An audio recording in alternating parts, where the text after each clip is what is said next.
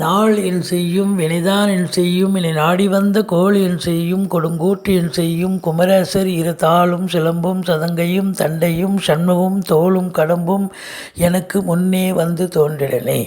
உலகமெங்கும் வாழ்ந்து கொண்டிருக்கும் நேயர்களுக்கு சைதை ராஜாவின் அன்பான வணக்கங்கள். நாம் இப்பொழுது ஒரு வித்தியாசமான தலைப்பில் ஒரு வித்தியாசமான ஒரு அணுகுமுறையில் 12 ராசிகளை பற்றி நம்ம சொல்ல இருக்கிறோம். அதாவது ஒவ்வொரு ராசிக்கும் சூட்சம ரகசியங்கள். அதாவது மிதுன ராசியை பற்றி இந்த எபிசோடில் சொல்ல இருக்கிறோம். அதாவது மிதுன ராசிக்கு அதிர்ஷ்டமான நிறம் என்ன, அதிர்ஷ்டமான எண் என்ன, நவரத்ன கல் என்ன, கிழமைகள் என்ன, தெய்வம் எந்த தெய்வத்தை வணங்கினால் சிறப்பாக இருக்கும் போன்ற பல தகவல்களை சொல்ல இருக்கிறோம். மிதுன ராசி காலபுருஷ தத்துவப்படி 3வது ராசி. மிருகசீரிஷம், திருவாதிரை, புனர்பூச நட்சத்திரம் உள்ளடக்கியது. மிதுன ராசியில் புத பகவான் ஆட்சி பெறும் வீடு. காலபுருஷ தத்துவப்படி 3வது இடம். இந்த புதனுடைய ஆட்சி அப்படின்னாக்கா கல்விக்கும் அறிவுக்கும் காரகன் புதன். கல்வியில் தேர்வடைந்து பட்டங்கள் பெறுகின்ற மேதைகளையும் பேச்சாற்றல் மிக்கவர்களையும் தோற்றுவிப்பவன் இந்த புத பகவான். கணிதம், தர்க்கம், வைத்திய அறிவு எல்லாவற்றிற்குமே மூலகர்த்தா புத பகவானே.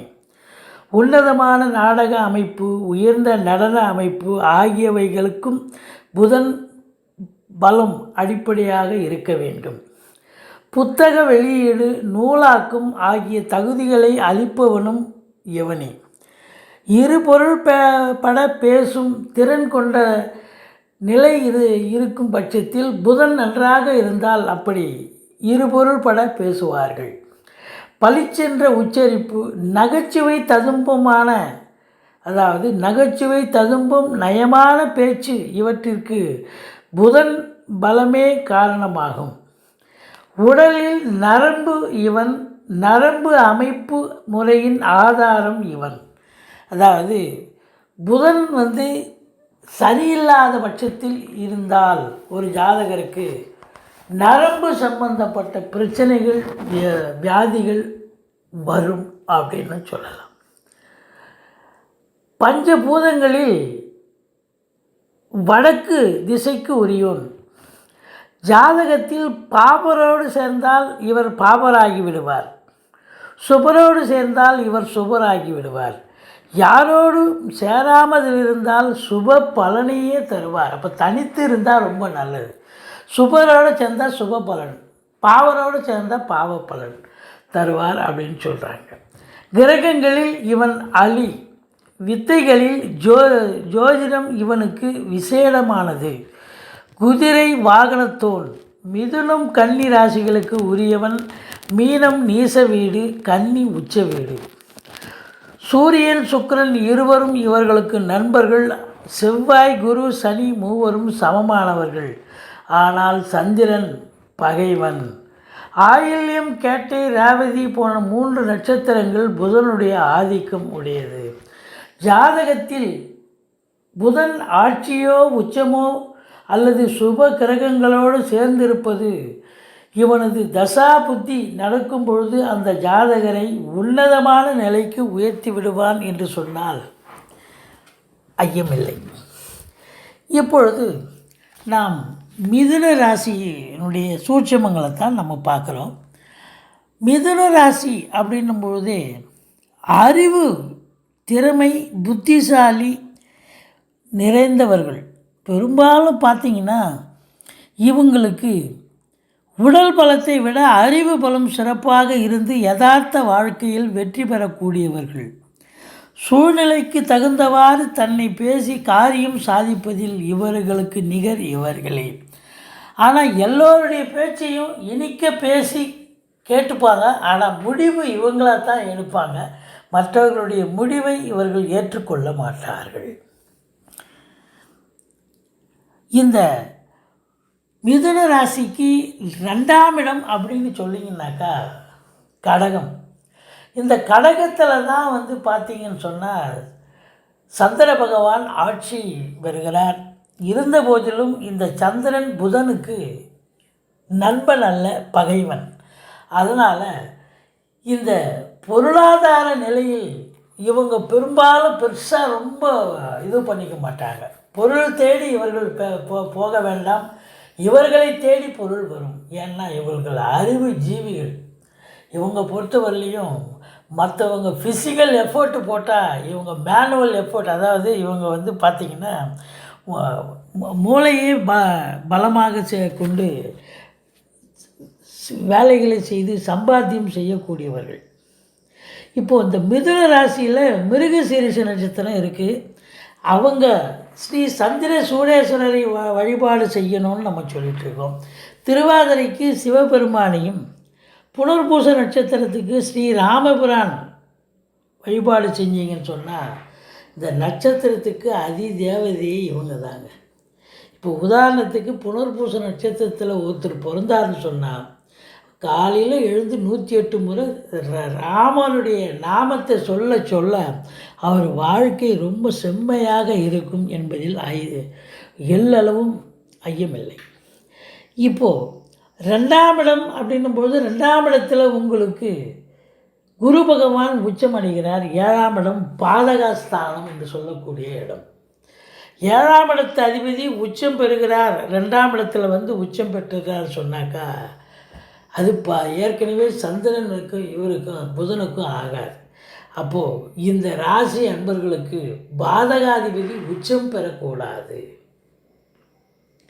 உச்சம் பெற்றால், அதாவது மிதுன ராசி மிதுன லக்னத்தில் பிறந்தவர்களுக்கு குரு பாதகாதிபதி, அவர் வந்து மறைஞ்சாதான் வாழ்க்கை.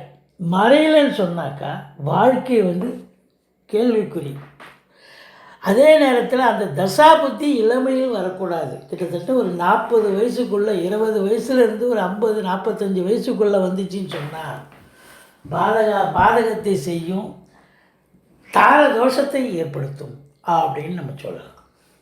அந்த அளவுக்கு இருக்கும். அதே நேரத்தில் ஒரு வீடு சுப வீடு, ஒரு வீடு வந்து பாதகாதிபதி.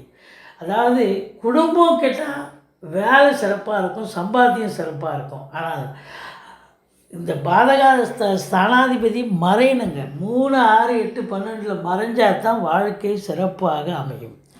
அடுத்தது உங்களுக்கு 3ஆம் இடம். 3ஆம் இடம் வந்து சூரியன் சிம்மத்தினுடைய வீடுங்க. அந்த வீட்டு அதிபதி உச்சம் பெறுவது எங்கன்னு சொன்னாங்க உங்களுக்கு 11ஆம் இடத்துல உச்சம் பெறுகிறார்.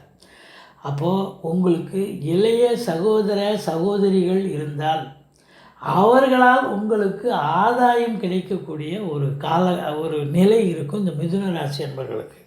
அதே நேரத்தில் சூட்சமமாக இவங்க வந்து அவங்கக்கிட்ட பகைமையை ஏற்படுத்தி கொள்ள மாட்டார்கள். அவங்களால காரியம் ஆகணும், அவங்க நம்மளை விட நல்லா இருக்காங்க, அவங்களால காரியம் ஆகணும்னு சொன்னால் நிச்சயமாக அவங்கள எந்த அளவுக்கு இது பண்ணணுமோ அந்த அளவுக்கு அவங்கள கவரப் பண்ணி பகைமை பாராட்ட மாட்டார்கள். அதே நேரத்தில் ஆதாயம் கண்டிப்பாக உண்டு. 4ஆம் இடம் என்று சொல்லக்கூடிய இடம் அப்படின்னு பார்த்திங்கன்னா அந்த 4க்குடையவன் வீடு வாகனம் தாயார். இந்த ராசி அதிபதி புத பகவான் ஆட்சியோ உச்சமோ சுபர்களோடு சேர்ந்திருந்தாலோ நல்ல இடத்துல நல்ல ஆதிபத்தியத்தை, அதாவது நல்ல வீட்டில் உட்காந்து அதே நேரத்தில் குரு பார்வையில் இருந்தாலோ சுபர் பார்வையில் இருந்தாலோ இவங்களுக்கு வந்து சொந்த வீடு வாசல் அமைவதில் எந்த ஒரு ஐயப்பாடும் இல்லை. இவங்க ஈஸியாக நடுத்தர வயசில் ஈஸியாக வீடு, கண்டிப்பாக சொந்த வீடு வாசல், வாகன பிராப்திகள் திருப்திகரமாக இருக்கும் அப்படின்னு சொல்லலாம். 5ஆம் இடம் சுக்கிரன் நட்பு வீடு, ஆட்சி பெறுற இடம் சுக்கிரன். அங்கே அவர் உச்சம் பெறுகிறார் 10ஆம் இடத்துல. அப்போது புத்திர புத்திரிகளால் வந்து இவங்களுக்கு இந்த மிதுன ராசி அன்பர்களுக்கு ஒரு அற்புதமான ஒரு நிலை. ரொம்ப நல்ல சௌகரியமாக நல்லா படித்து பெரிய லெவலுக்கு வருவாங்க. அதுவும் புதனும் சுக்கிரனும் இந்த ஜோதிடத்தில் சொல்லப்பட்டிருக்கு, எந்த கிரகங்களும் ஒன்று சேர்ந்தாலும் அப்படி ஒரு மாபெரும் சக்தி இல்லையா. புதனும் சுக்கிரனும் இணைந்தால் அப்படி ஒரு மாபெரும் இணைவு அவங்களுக்கு புத்திர புத்திரிகளால் ஒரு மேன்மை அடையக்கூடிய ஒரு காலகட்டம் சிறப்பாக இருக்கும் அப்படின்னு சொல்லலாம். அதாவது அவங்களுக்கு அடுத்தது 6ஆம் இடம், 6க்கும் 11க்கும் உடையவன் செவ்வாய்.